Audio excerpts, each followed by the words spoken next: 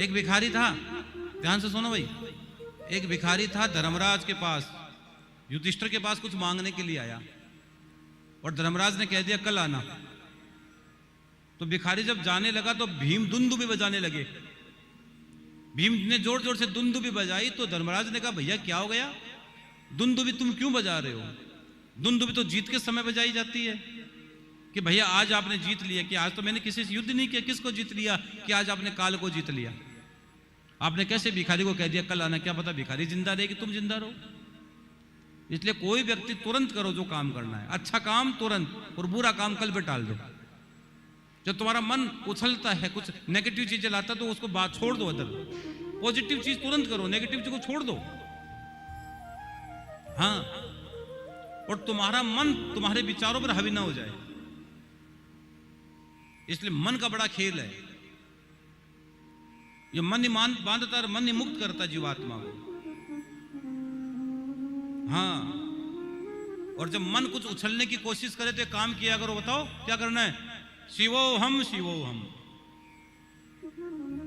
शिव संकल्प मस्तु, मेरा हर संकल्प शिव के चरणों में समर्पित है। अब आप गलती क्या करते हो पता है? आप हर चीज मान लेते हो, ये काम किसने किया? मैंने किया। रोटी किसने बनाई? मैंने बनाई। अरे ठाकुर ने, ठाकुर पर छोड़ दो ना, मजा आएगा। अपने कुछ रखो ही मत। ये मकान किसका? मेरा। ये क्या? ये मेरा। ये ठाकुर का बोलो ना, तुम पर कोई भार ही नहीं रहेगा।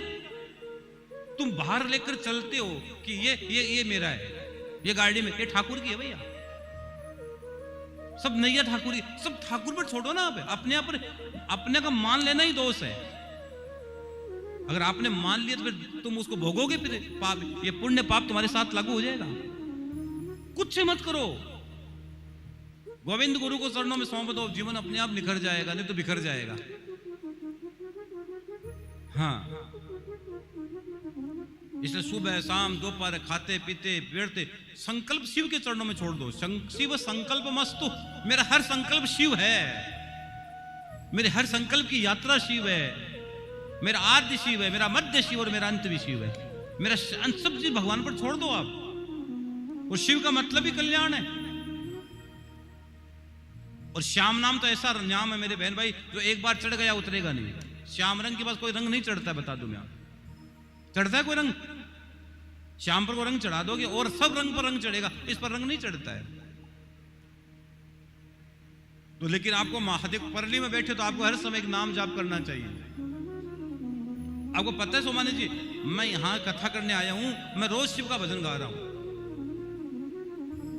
क्योंकि मुझे पता है स्थानम प्रधानम नहीं कि बलम प्रधानम, स्थान प्रधान है जिस देवता के लिए हम आए हैं। अब सबसे ज्यादा शिव का भाव सुनते श्याम बाबा खुश होते हैं, और श्याम बाबा का भाव सुनते शिव खुश होते हैं।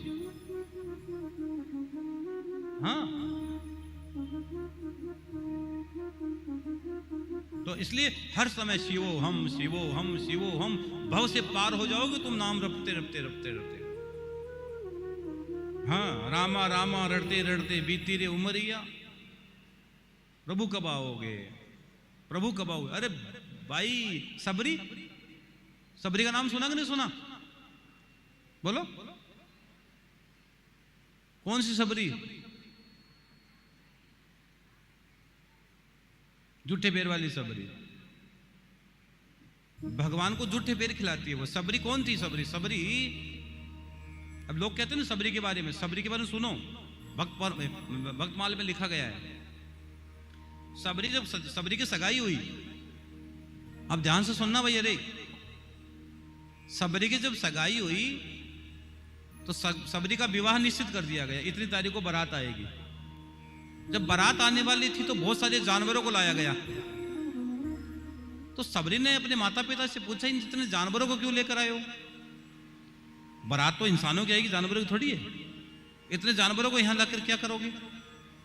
तो सबरी के उन लोगों ने कहा कि सबरी, तेरे विवाह में जो बाराती आएंगे ना, उन सबको इनको मारकर इनका मांस खिलाएंगे, जानवरों को मारकर। तब सबरी बाई वहां से घर से भाग गई कि हे गोविंद, मेरे विवाह में इतने बेचारे जीवों की हत्या हो जाएगी, इतने जीवों की हत्या हो जाएगी, मेरा प्रायश्चित कैसे होगा, मेरा प्रायश्चित कैसे होगा? ये मन में विचार आया। मेरा प्रायश्चित कैसे होगा? उसी समय घर से सबरी भाग गई कि एक जीव की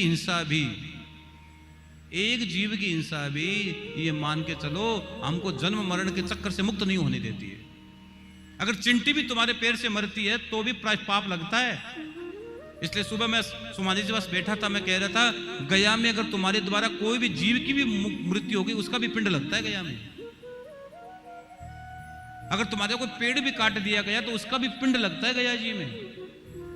तो हर चीज का विधान है, एक शास्त्रोक्त विधान है, हर चीज का शास्त्रोक्त विधान है। तो सबरी बाई इसलिए घर से चली गई और गुरु के आश्रम में आ गई और गुरु ने कह दिया तेरे घर राम आएंगे। आए कि नहीं आए?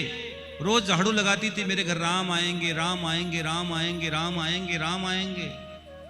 और राम आए नहीं, जूठे बेर भी खाए। लखन ने गिरा दिए थे और फिर वो एक पेड़ पे प्रकट हुआ, वही संजीवनी बना। लखन को भी संजीवनी लेनी पड़ी।